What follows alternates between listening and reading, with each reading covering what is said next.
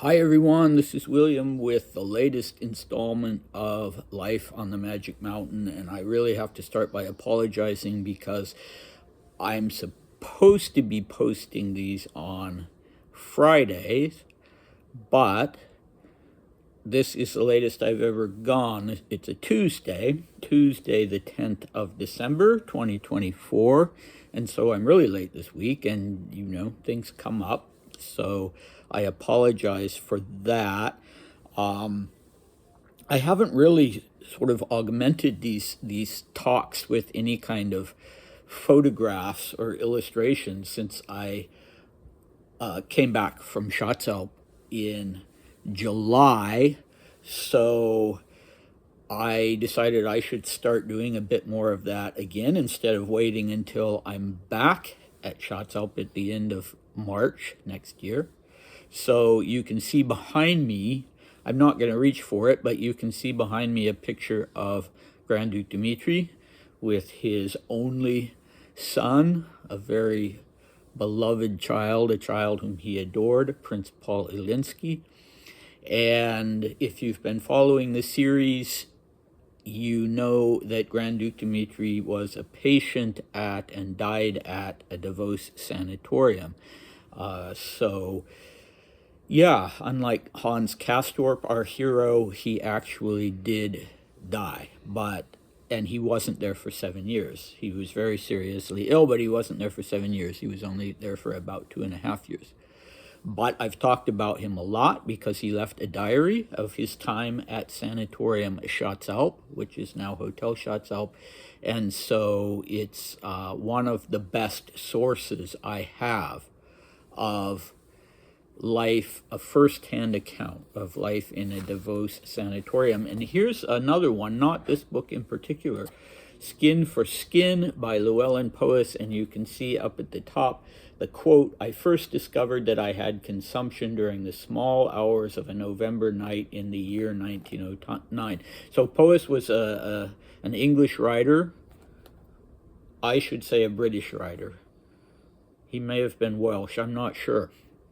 But anyway, he wrote 2 books, and one of the 2, this one is easy to get on Amazon, Skin for Skin, and it talks about his struggle with tuberculosis, and it talks a little bit about Davos, but the one that really is an account of his life in one of the Davos sanatoriums is called The Conqueror Worm, and that one is rather expensive and hard to come by, but it's possible, although I haven't managed it yet.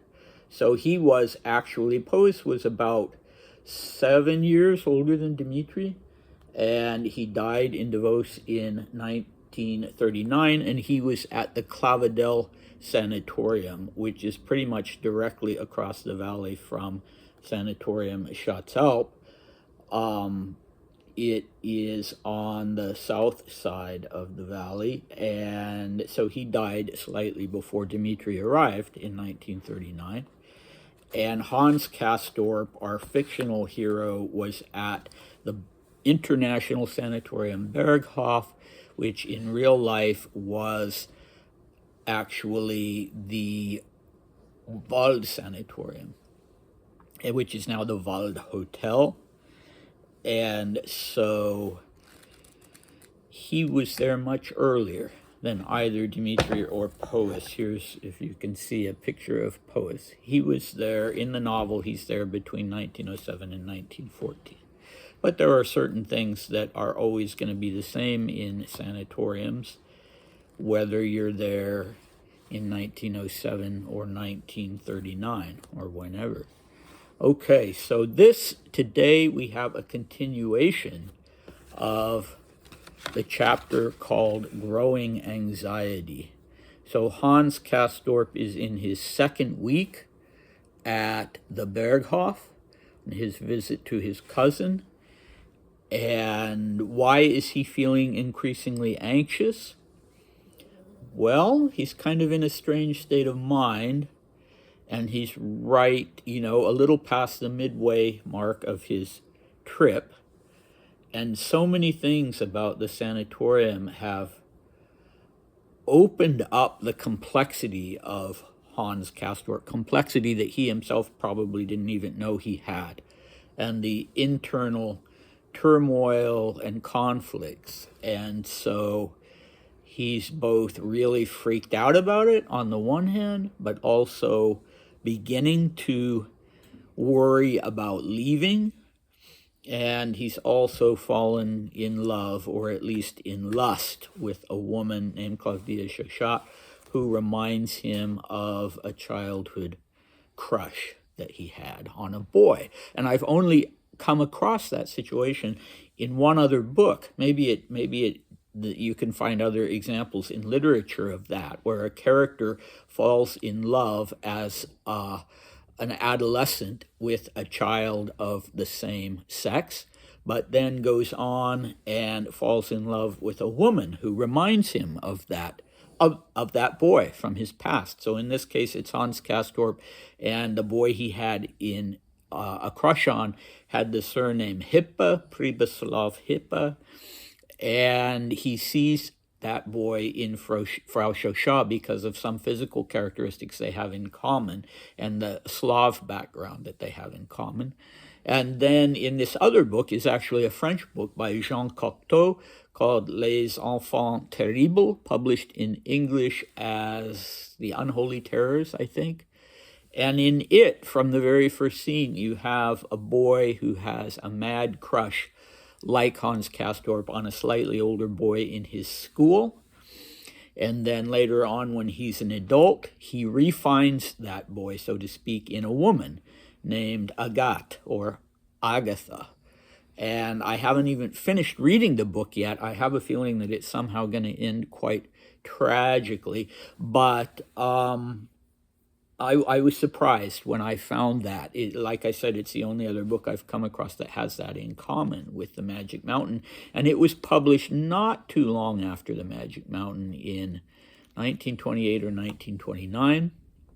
So it's possible that Cocteau was influenced by the situation with Hans Castorp and Pribislav Hippe and Claudia Chauchat, but it's that was not necessarily the case. So this is kind of, on the one hand, it has practical grounding, but this long chapter, and this is the second part of this long chapter, the second video that I'm doing on this long chapter, dividing it into parts, and there will be a third, probably not a fourth, but we'll see. And so it's a mystical one, and it's one where Hans Castorp has really understood at least enough to know that now he realizes he really needs a mentor of some kind. He hasn't really had that in the past. He's an orphan, and he's had a kind but more or less disinterested uncle, and older cousins, and he's realizing that he's kind of at sea.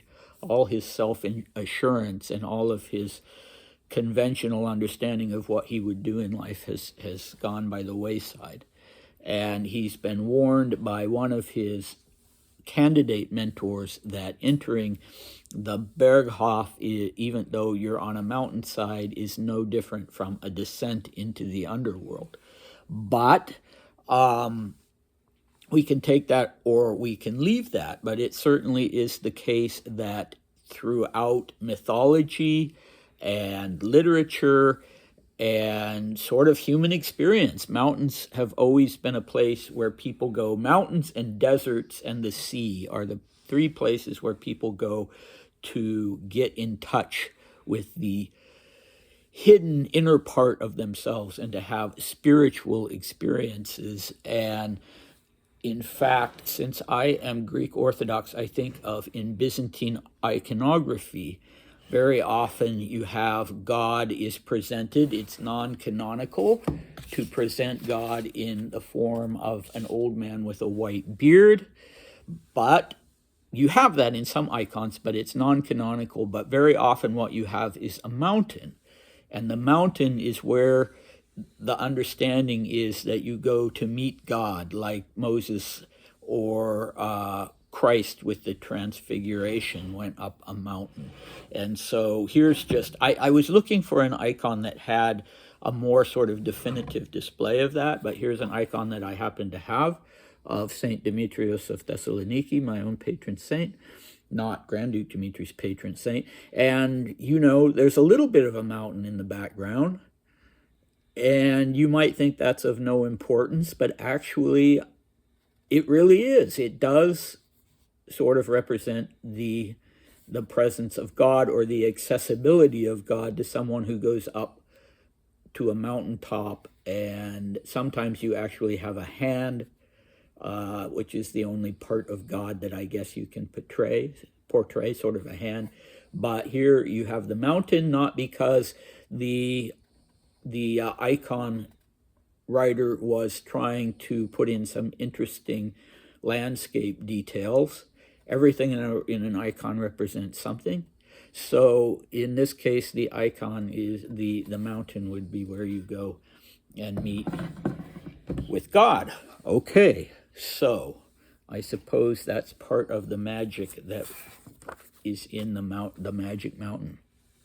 Okay, so I watch a lot of videos about other people's presentations on the Magic Mountain, whether they're actually scholars or whether they're just, ordinary people like me who have read the book. And it sort of surprised me that no one else has kind of zeroed in on this idea of shame being a motif in the novel. Hans Castorp is so prim and proper, and there's clearly a lot of misgiving and even shame going on in his experience of the Magic Mountain and of the sanatorium, and the language that's used reflects that. So even in the first paragraph of this new section, we have two very negative words. We have the word shameless in reference to Frau Stor, this very vulgar woman who sits at Hans Castorp's table, and he describes her as shameless. And then we have the word contempt when he's talking about the contempt that his table mates and the other patients at the Magic Mount, at the Berghof, feel about the people they've left behind in the flatlands, and the whole world and the whole way things work in the land below. Or if you're Settembrini, you would say the land above, because they themselves have descended into the underworld. But so we start off a paragraph with the word shameless and contempt. And then we go on from there to a sense that Hans Castorp has suddenly of being locked up in a kind of metaphorical, claustrophobic way. One of the questions that I saw raised in comments attached to one of the Magic Mountain videos I watched this week, a person was asking, were the people locked up, or did they feel that they were locked up when they were in sanatoriums? And I think that's a common mistake, because oftentimes, whether rightly or wrongly, people are in mental health facilities, they're committed and they're not able to leave at will. But in TB sanatoriums, that was absolutely not the case. Unless it was a sanatorium attached to a prison, that was absolutely not the case. People could come and go, whether it was a public sanatorium for people without means, or whether it was absolute luxury like Sanatorium Schatzalp. People could simply come and go when they wished, and it was up to them whether they would take the advice of the doctor or not, whether they would adhere to the rules or not. So, for instance, in the case of Dmitri behind me here, when his son was going to the U.S. from Europe, the war had started, and Dmitri very much wanted to have a chance to say goodbye to his son, and thank God he did have that chance, because he would never see his son again. But he got permission from the doctor to do that, but the doctor would not give his blessing for Dmitri to go to Genoa, from where the little Paul's ship was actually departing. He would only give Dmitri permission to go as far as Milan because of the climate. So Paul and his nanny went and met him in Milan, and then he was there for, I think, 2 nights, and then he went back. And he certainly could have said, to hell with it, I'm going to Genoa. I don't think Dr. Maurer would have said, well, don't come back then, because I'm not going to let you come back. But he wanted to be cured, and so he was going to do what the doctor told him to do. And I think that was a motivation for, probably most of the seriously ill people in sanatoriums. They were fighting for their lives. But in the case of Hans Castorp, he's feeling locked up, and Dmitri, coming home from this final meeting with his son, actually said that he felt like he was returning to prison, even though he was by no means locked up and could have simply walked out the front door at any time. But Hans Castorp, why is he feeling locked up, for God's sake? He's only going to be there for another week. And, it's kind of unclear. But I think mainly because of his infatuation at this point, mainly because, on the one hand, of his infatuation with Frau Chauchat, and that's what he feels he can't walk away from, but also this journey of self-exploration that has started and that has made him feel like he's taken too much for granted in his life. Okay, and then he is thinking maybe he should look to his cousin Joachim to be the mentor that he so much needs and the role model that he so much needs. But Joachim is barely, maybe 2, at most 3 years older than Hans Castorp. He's a more serious person than Hans Castorp because he's so dedicated to his military career that had barely gotten started before he was sent to the sanatorium. He's seriously ill, and he's seriously dedicated to getting well and pursuing this career, whereas Hans Castorp is quite equivocal about his own career as an engineer that also is just starting. And he wonders briefly whether the sanatorium isn't even more narrow and suffering and suffocating for Joachim. And you think, well, duh, he if he wants to survive, he can't really leave. He needs to stick with the cure. So, yes, it is more narrow and suffocating for him. On the other hand, what Hans Castorp is referring to is the fact that Joachim is also in love with a Russian woman. But in his case, he doesn't feel able to express that in any way. And so, yes, indeed, that must be a real feeling of suffocation to be in her presence every day because she sits at their table, but not to feel that he can say a single word or acknowledge his feelings in any way. But, at the end of his assessment, excuse me for that, Hans Castorp decides that at any rate, Joachim is not suitable as a mentor for him because Joachim is, in quotes, much too preoccupied with himself, end quote, to provide Hans with, quote, inner help, end quote. Joachim has put every fiber of his mental fortitude and focus toward following the regimen of the sanatorium strictly so that he can be cured and go home. And as the novel comes along, we'll see an opening up of Joachim as well, primarily through the influence of Hans. But that has not yet begun. Okay, so the next, so I like this way of putting it that Thomas Mann has, that the regimen at the sanatorium has, even for Hans Castorp, taken on, he says, the stamp of sacred axiomatic inviolability. So here's this healthy young man, and he's already had this shift in his thinking so that life in the flatlands below, we're told, seemed strange and perverse. So again, we have some sort of weighted language, strange and perverse, shameless and contempt. These are, even though Hans Castorp is a very even-tempered, placid young man, these are some heavy-duty words. So the next person he consciously looks to as a possible mentor is the doctor, the head of the sanatorium, Hofrat Behrens. Can't remember what his Christian name is in the book. It's not really ever used. So, yeah, Behrens, this white-haired old man who is a benign but very definite ruler of the sanatorium, and Settembrini compares him to an underworld deity, and it's quite natural that Hans Castorp should look at him first, because being a young man of very conventional views, he would respect his elders.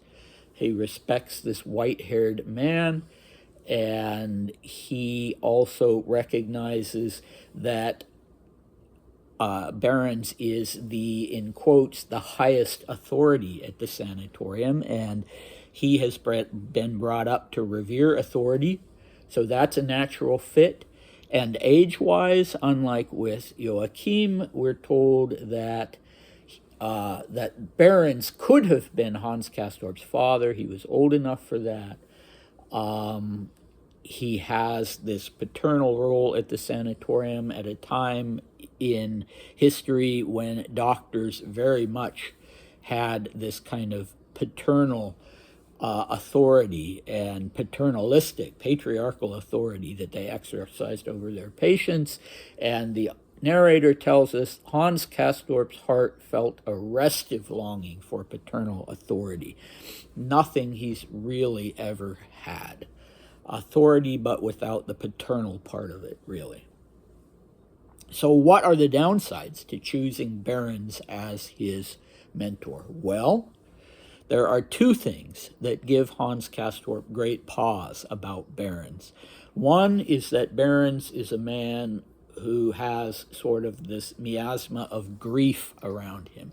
He's given to fits of depression, and Hans Castorp has heard that Behrens first came to Davos with his wife, who was suffering from tuberculosis, and he was very much in love with her, and she died. And one of the reasons possibly that he stayed in Davos, nobody is quite sure, nobody has dared to ask him, but the conjecture is that he just couldn't bear to leave the place where his wife had died and then was buried. And so there's this sort of cloud of grief that's attached to him. And that seems like the kind of thing that Hans Castorp usually was drawn to. He had this romantic idea of death and this sort of Byronic romanticism, but in Behrens' case, it goes a little too far and it's a little too opaque, and he doesn't like it. The other thing that makes Behrens, in his mind, a suspicious character is illness. And here again, it goes a little bit against type for Hans Castorp, who seems to like the idea that the people that he's involved with, like Frau Schochat, are ill. Despite being outwardly healthy looking, they are inside, they are rotting away, they're ill. So, but both of those things, we're told, prevent Hans Castorp from putting a child's trust in Behrens. So he's looking for a mentor with whom he can be something of a child and resolve unsolved issues from childhood. But grief had made Behrens odd, we're told by the narrator. And it's that oddness, I guess, more than anything else that makes Hans Castorp uncomfortable. It's not a romanticized kind of grief. It's a dark grief, and it makes him odd. And it's also said by the patients that Behrens had also developed tuberculosis at some point, and that it was under control, that it had become, it was more or less quiescent, it was in remission, but still Hans Castorp doesn't like that idea, and again for an odd reason. So he asks whether Behrens is now over it, And the narrator asks, was he healthy and single-mindedly bent on making others healthy so that they could return to the flatlands and take up their duties? So Hans Castorp perceives that there might be an ulterior motive, that maybe Behrens is a bit of a missionary for the underworld, both because, I don't know, he's kind of a deity there, and because for strictly practical business reasons. This was a sanatorium that catered to wealthy people, and the longer the wealthy people stayed, the more money the sanatorium made. And so what was the motivation? Of course, you didn't want people to die. You know, the sanatorium owners were human beings. They didn't want people to die. And I'm sure that was true both on a personal level and on a business level. The more people die at a sanatorium, the less inclined other people are going to be to go there. But the reason why Thomas Mann was so much persona non grata, as we've talked about before, in Davos after the publication of The Magic Mountain, was because he was presenting it as sort of, too much of a unethical business model where people who didn't need to stay in sanatoriums were persuaded to stay in sanatoriums, expensive sanatoriums. And so Hans Castorp is questioning whether that it taints Behrens's skills as a doctor, whether even unconsciously there's something that's holding him back from actually curing people when he can, curing ill people, and also something that is prompting him to keep healthy people there. Okay, so if we look at the characters that we're meeting in the book, how many of them are really gravely ill? How many of them necessarily even have tuberculosis? Well, certainly Hans Castorp doesn't. But there are actually quite a few if you think about it. Frau Chauchat is constantly on the move. She'll spend 3 months in one watering place or sanatorium and then go on to another. And every year she'll make a long, arduous journey to Dagestan in Central Asia to visit her husband. So how sick can she really be? And Frau Stor will be there for the entire 7-year period that Hans Castorp is there. She'll never be bedridden. She'll always be at the table and plump and going down to see movies in town and that sort of thing. And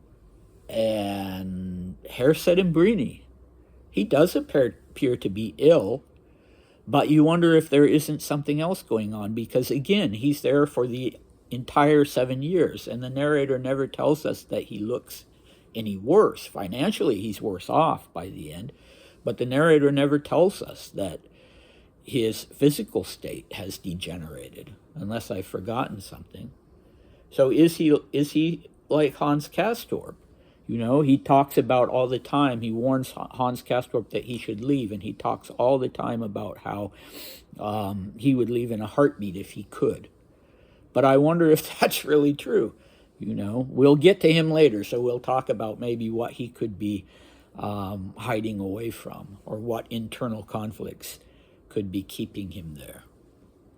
But anyway, yeah, that's something worth thinking about. And I've been told by a tuberculosis specialist who's at the University of Zurich that he believes that many of the people who stayed at sanatoriums were not suffering from tuberculosis.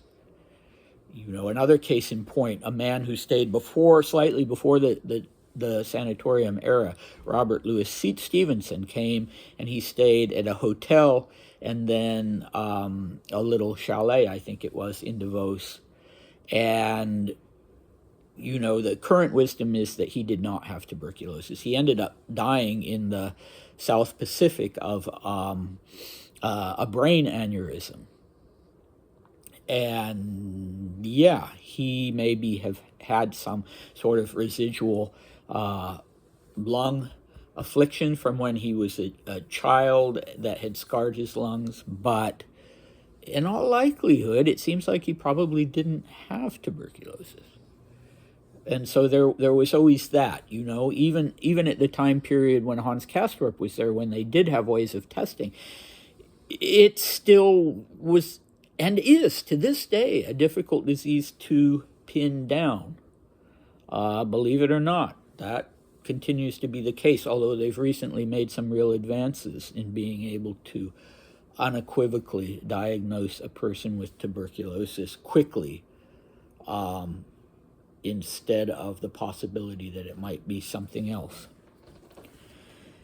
So, in Dmitri's letters to his sister, so this distrust remained, and in fact, Dmitri's sister, who'd gone to the U.S., Grand Duke Dmitri's sister, there he is, had tried to persuade him to leave the sanatorium precisely on the grounds that the doctors, who were usually shareholders in these business ventures, in the sanatoriums, were trying to keep people there who didn't need to be there. And in Dmitri's case, that was absolutely not true. And it just caused him terrible grief that his sister couldn't get that through her head and kept trying to pressure him to leave the sanatorium. But he refers to it specifically in one of the letters he writes to her as the Magic Mountain Syndrome. This idea that there's some sharp practice with respect to the sanatorium. So you can well imagine why Thomas Mann was no longer popular in Davos after that. So I've gone 31 minutes, and I haven't finished what Hans Castorp has to say about, well, there's just one little bit left, so I don't like to go this long, but I'll keep going. So, Hans Castorp thinks about Behrens. There was something not quite right about the way he spoke. It sounded so brash and jovial and easygoing, but there was something strange about it, something overwrought. So again, that sort of dark side of grief and illness that Hans Castorp wants to see only in a very romanticized light. That makes him uncomfortable with Behrens. And indeed, his watery eyes made it look like he was still weeping for his wife. Okay, so let's rule Behrens out then, Hans Castorp is thinking. I have to keep looking. And in fact, Settembrini had told Hans Castorp that Behrens was a confused soul. Well, Hans Castorp himself is at this point very much a confused soul, but he's not drawn to that quality that he shares with Behrens. Okay, so Dr. Behrens was based on a real doctor named Jessens, who was not at all amused by Thomas Mann's portrayal of him. And there were other superstar doctors at various times in Davos. One was Dr. Turban, who had Dr. Turban's Sanatorium. He was so renowned in the field that he actually named the sanatorium after himself, so that his name would be a draw for patients trying to decide which sanatorium to go to. At Schatzalp, you had doctors who were very much at the top of their game. They were renowned medical men and surgeons, and their reputation was one of the things that Schatzalp rested on. And they were not the sort of doctors who were involved in sharp practice. They were the real thing. And one of these was a renowned surgeon, the one who was at Schatzalp not during the time of the Magic Mountain. That would have been Dr. Lucius Spengler. But at the time that Dmitri was there, it was Dr. Gustav Maurer. Got a problem with the glare here. So here are two pictures of him showing off his prowess as a man of vigor and of sport. He's out skiing. And he was, yes, a highly respected surgeon in the field. He was a difficult man, and at various times I think the board of directors would have happily gotten rid of him if it wasn't for the fact that he had such a brilliant reputation as a surgeon. So somebody like Maurer would make his best effort to keep patients like Dmitri, because even patients, when they were gravely ill, like Dmitri, would often reach a point where they were so depressed and so pessimistic that they would have just shrugged their shoulders and left the sanatorium and gone somewhere else because they just couldn't handle it anymore. So Maurer would take patients like this on fishing trips. He took Dmitri on a couple of fishing trips. He would invite them over to his residence, to the villa, for dinner. He would introduce them to his wife, who was a very charming woman and who had been a patient herself, and in fact had been at another sanatorium where Maurer had been the doctor. And she had fallen in love with him, and she had followed him to Schatzalp and married him. And she could really relate to the patients and was quite a charming, aristocratic woman, graceful woman, whereas Maurer himself was had worked his way up. He'd been the son of a washerwoman and, clearly had extraordinary intellect and talent and had worked his way up, but he was, dictatorial sort of person in the sanatorium, and he still had some rough edges. So his wife helped him out greatly with that. So what kind of people did you have at the sanatoriums? Very often you had people without family, especially towards the end of the sanatorium era. In the early days of the sanatorium era, as in the Magic Mountain, Thomas Mann notes, whole families would come stay at the sanatoriums, and they just wouldn't worry about the fact that TB is an infectious disease.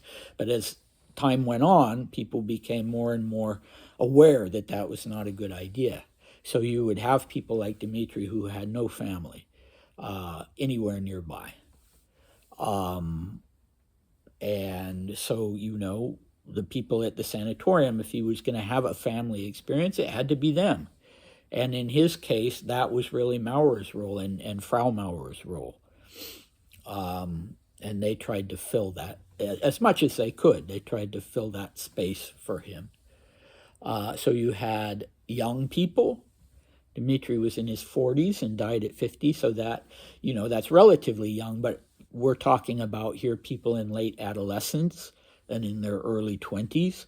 So people of an age when they really do need role models and they really do need mentors. And you had sick people, of course, people who were not only genuinely sick, but who were fighting for their lives and needed support and needed to be able to trust the people who were taking care of them.